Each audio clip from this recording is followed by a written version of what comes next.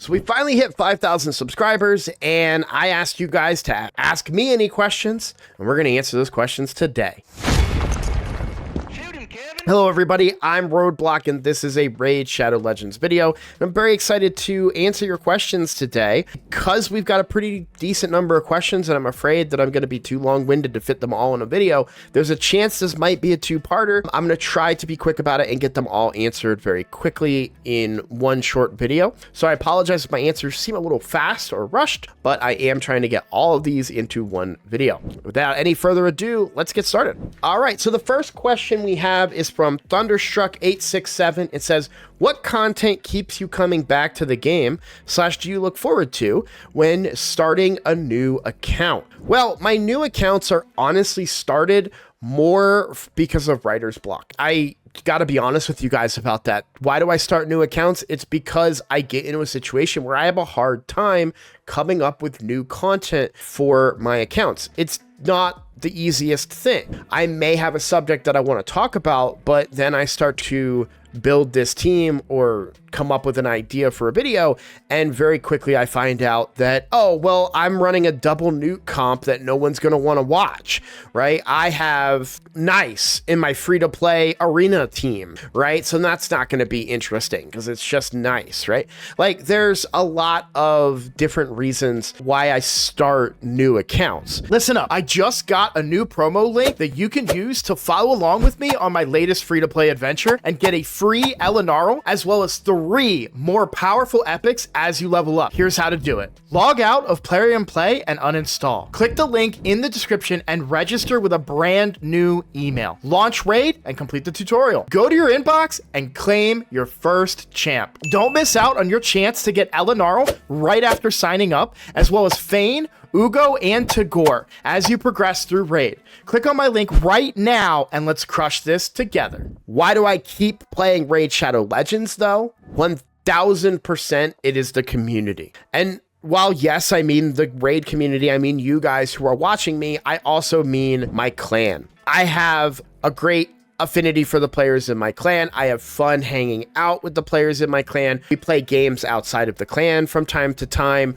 I just enjoy the camaraderie and friendships that I've built within my clan, and I'm here for them and I'm here for you guys. I like making content, and this is a dream of mine. It's been a dream of mine going all the way back. This is totally not answering your question, by the way, and this is why this video is going to be 2 parts. But I remember being a teenager and I went to my mom, and this was the original Xbox days, and like E-games, MLG, Major League Gaming was just picking up, and I went to my mom and I was like, Mom, I know what I want to be when I grow up. I want to be a professional Halo player, right? The pipe dream of a teenager. The reality is I've always wanted to have a way to make a living off of video games. I've had some friends in the games industry who have actually like advised me and guided me and like, don't do game development. No offense to game developers out there, but they were like, yeah, it's like, I remember I was like, oh, I'll be a game tester. And one of my friends who was a game tester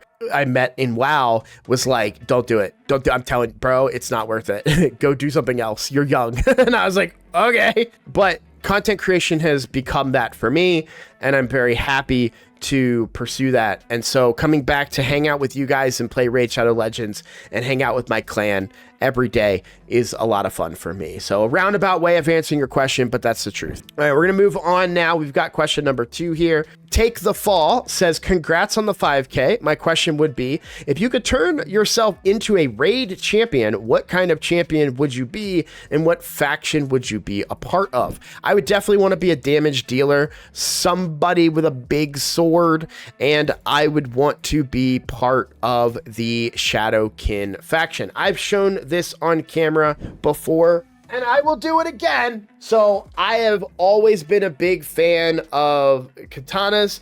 This is green, so it doesn't show up particularly well with a green screen background, okay? But this is a Damascus blade that my wife had made for me, I think on a Father's Day or a birthday many years ago. It's not going to show up the best on camera, I don't think, guys, and I apologize. I know it looks like a weird color. I don't know if that's because of the oil on it or the steel that was used or what. I didn't ask a lot of questions because my wife got it for me, but I love this type of stuff. Samurai armor, swords, that sort of thing. So it would definitely be somebody from the shadowkin faction. Like one of my favorite champions visually in the game period is actually an epic who doesn't get enough love, which is Fayne. I love these katanas. I love the armor that they've got.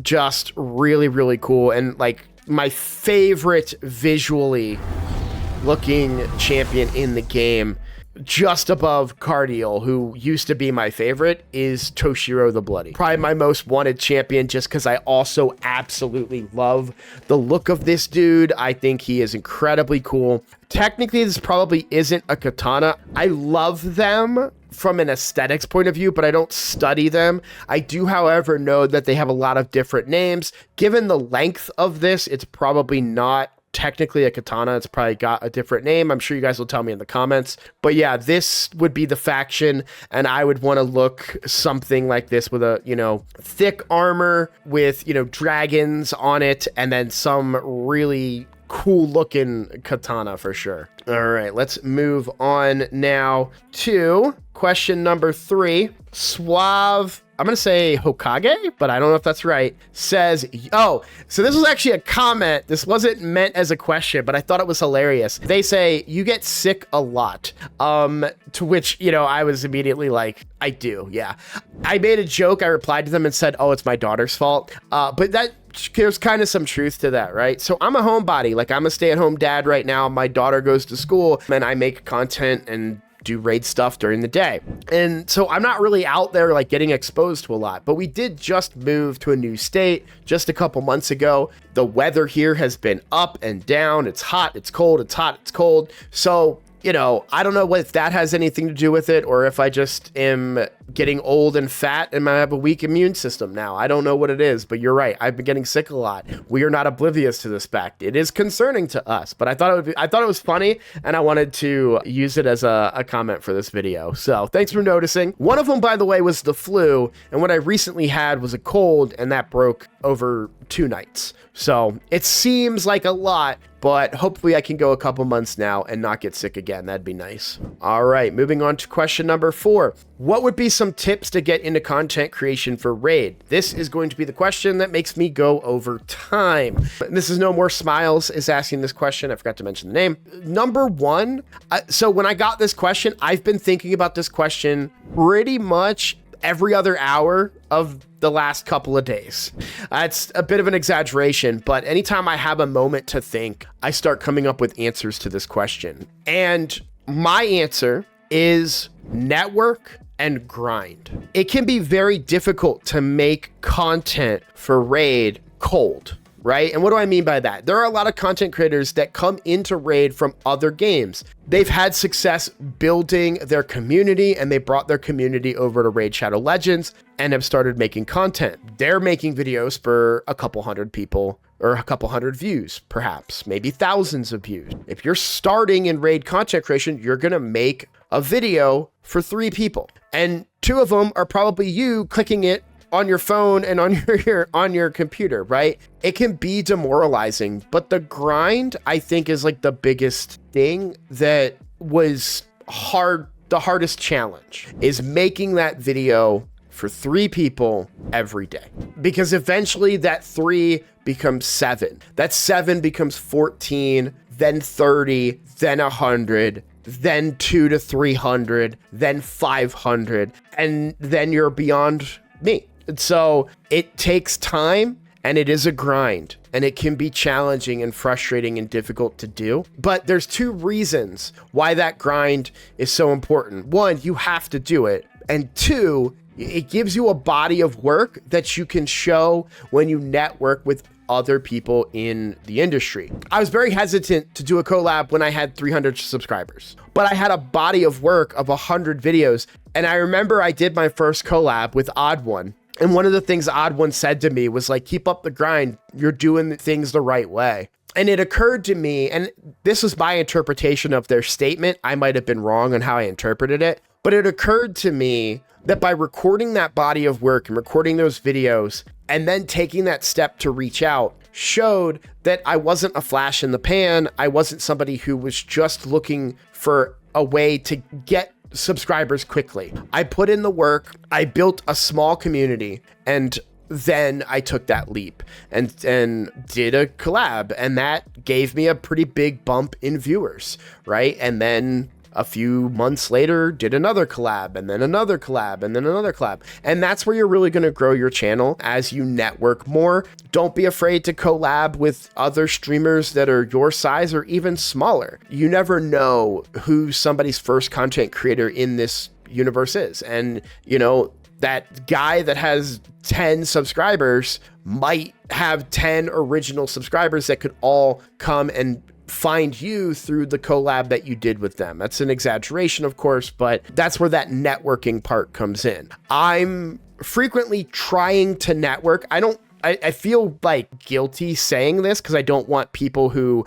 I have built rapport with and friendships with to think I'm only coming into their Twitch chat or their YouTube chat just to network with them and use them as a tool. Like, that's not the purpose of it for me, but there is value gained from that because by networking with certain content creators, I'm able to use them as a resource. Sometimes I'll reach out to them and be like, what do you think of this video? Sometimes I'll just collab with them, right? Sometimes I'll just hang out in their chat and get a spark of inspiration for a video. So there's a lot of benefits from networking and getting with the community. I'd like to think I've done an okay job of that, but also take everything I say with a grain of salt because I'm still only at 5,000 subscribers and I appreciate every single one of you, but my advice is not going to be the same advice from somebody that has 30,000 or somebody that has 300,000. So for me to get to the 5,000 where I'm at right now was all about the grind and network.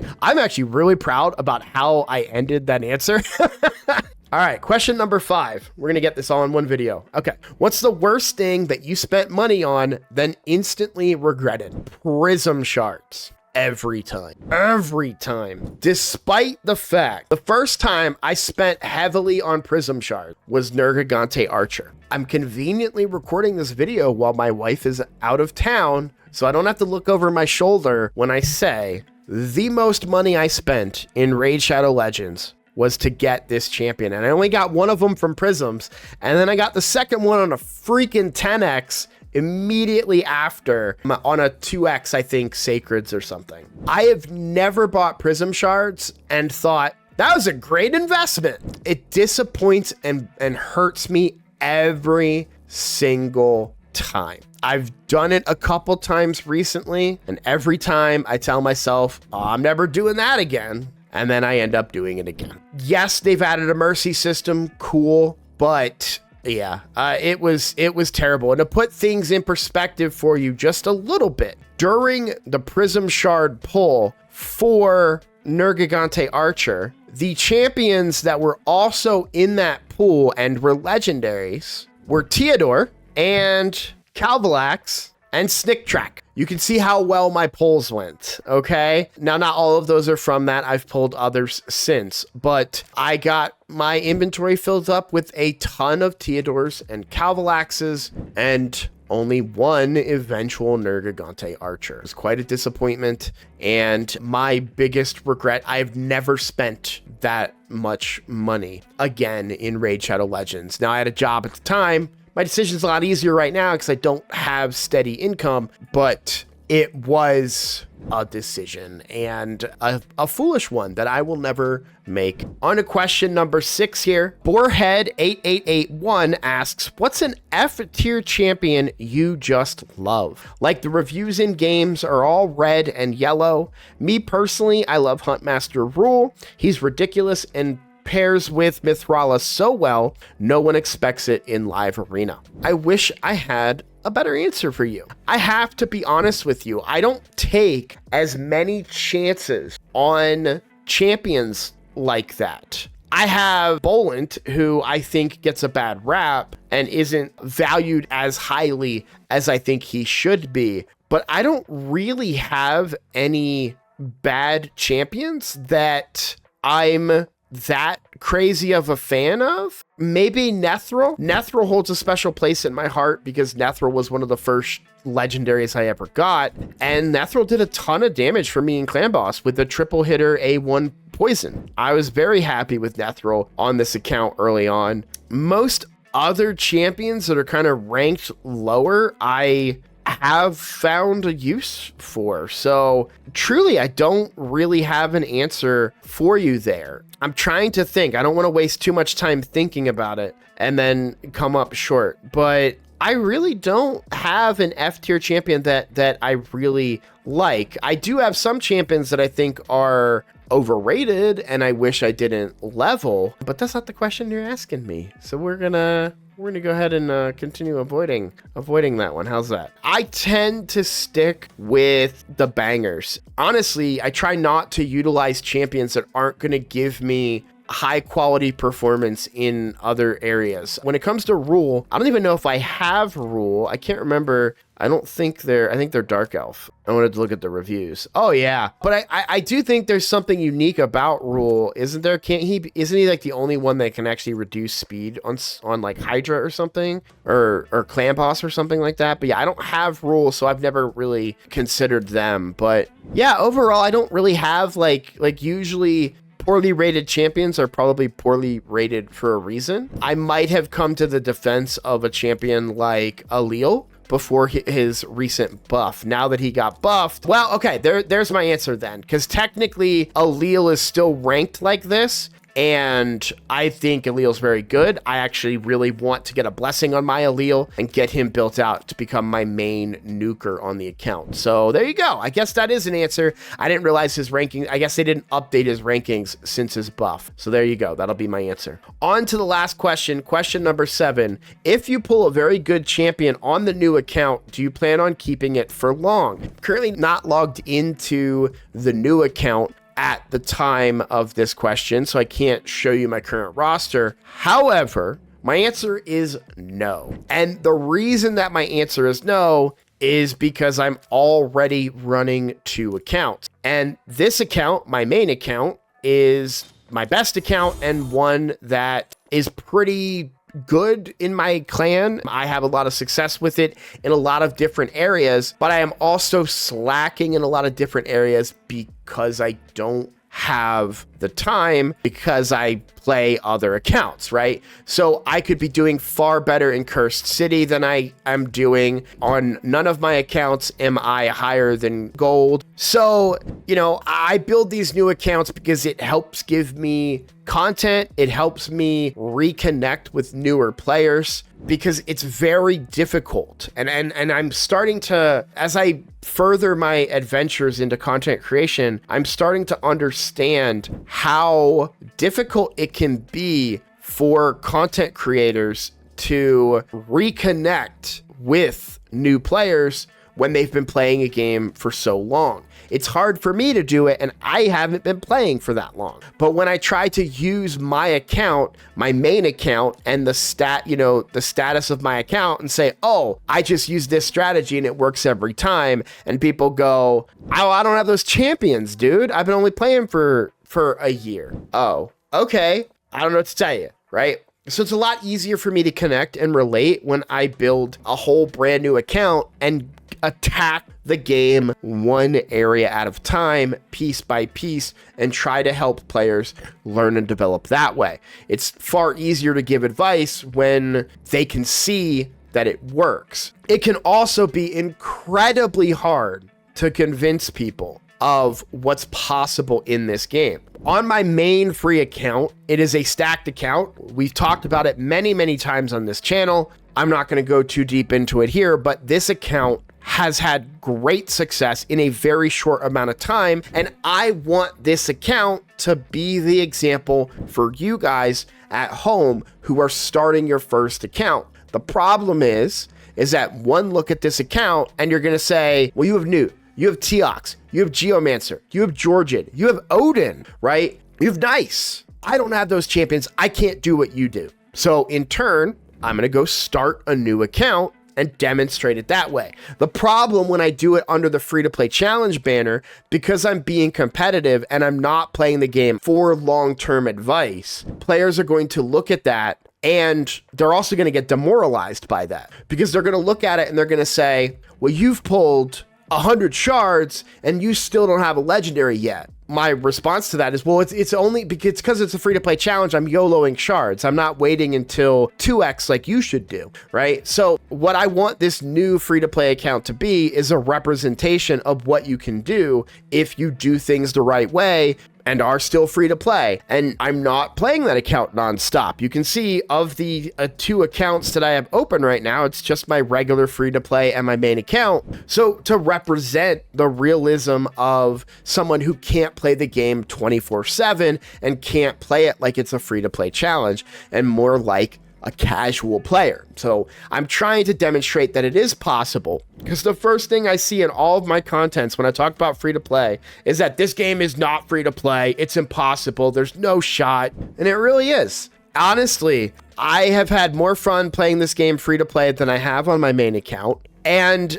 it's so impressive and surprising to me how much fun this game can be when you're free to play, but also how good you can do. I don't have my clan v clan stats, but you know, I sacrificed 1,000 points for a video and I still managed to hit 300k in my recent clan v clan. So I'm very confident that in future clan v clans, I can probably consistently now put up 400k points, which is something that I'm super proud of. So I will keep the new account going for as long as it is still contributing to helping me make content. But the moment that that starts to fall off, then I probably move on from that account. And it sucks. And I'll probably do it again a year later or a couple of months later. But it helps me fill a void sometimes when I'm struggling to come up with ideas and content. And one of the great things about doing the free-to-play accounts when I do them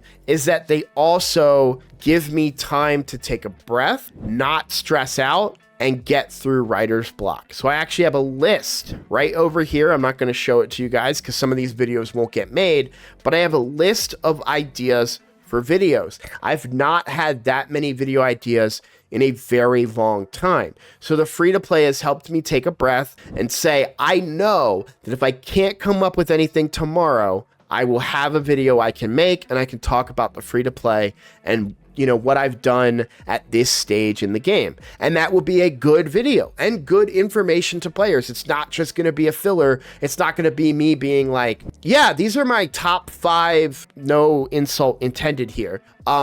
These are my top 5 champions from Sacred Order or something, right? Like, you know, that's cool. I'm glad to know when I, you know, or you might look at it and be like, well, that's a cool video. I'm glad to know who you like as champions, but did you learn anything, right? Like, I want to be able to help improve people's play in Raid Shadow Legends because I think it's a challenging game and a confusing game. So yeah, anyways, we're going to call that a video because I don't want this to be too big to upload to my editor.